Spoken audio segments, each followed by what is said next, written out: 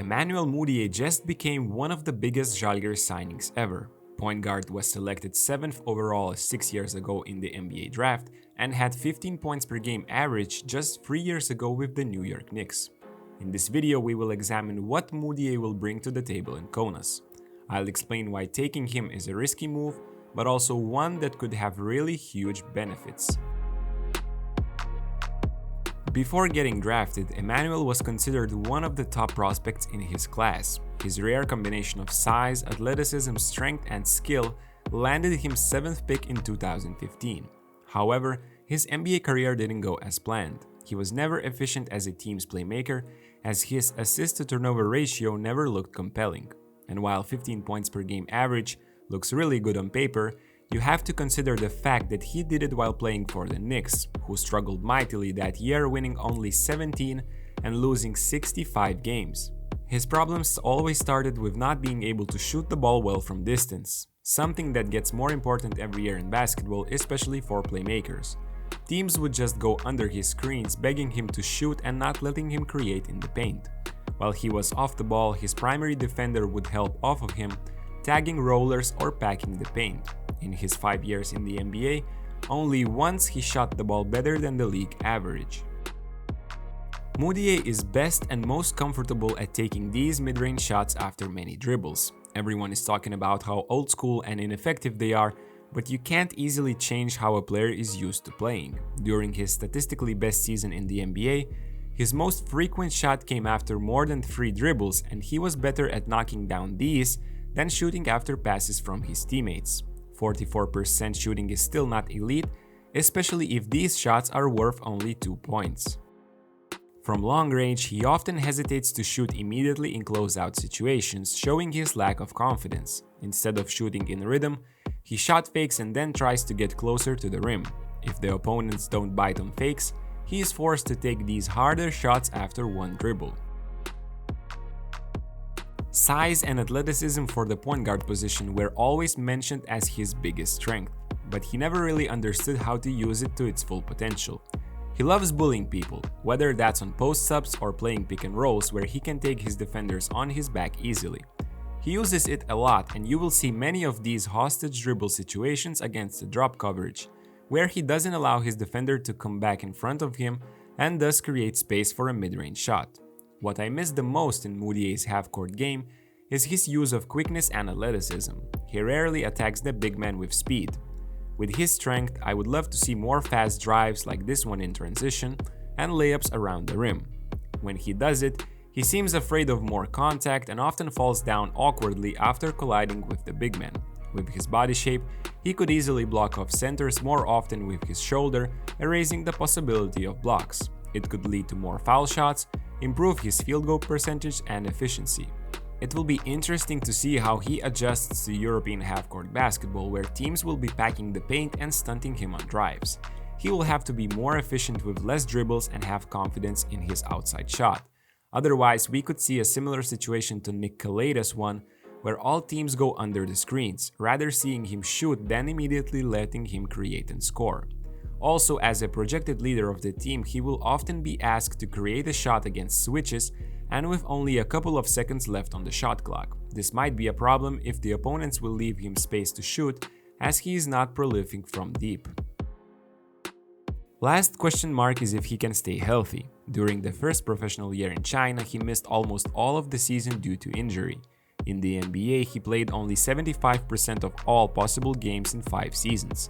He is the most important piece to the Žalgiris puzzle this year, and with Janis Strelnieks already in the lineup, his health will be crucial to Žalgiris' success. Now let's move on to the positive side. He is big, he is fast, and he loves to attack in the transition. And Martin Schiller wants Žalgiris to attack in the transition as much as possible.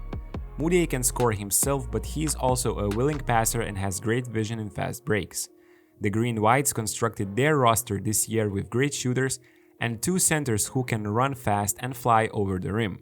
Mudiay will be a perfect fit to this group in the transition. When the fast breaks don't work, Mudiay likes to flow in these early post-ups, especially against smaller guards. He will have a bigger body than most of the playmakers in the EuroLeague, and it will give Žalgiris another option in their offense. Big guys love to help their guards in the paint, and these kickouts will be there.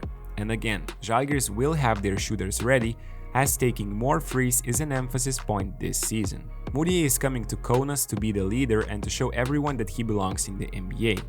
Coach Schiller will, without a doubt, give Mudiay the green light in the offense. Žalgiris' system is constructed around pick and rolls, where Mudiay has a big bag of tricks, but likes couple things more than others. First one is a testament to his quickness. He likes to reject the screen at the last moment, catching his defender off guard. Whenever he sees the space in the paint and a gap to attack, he suddenly changes the speed and the direction he is going, resulting in an easy score or kickout.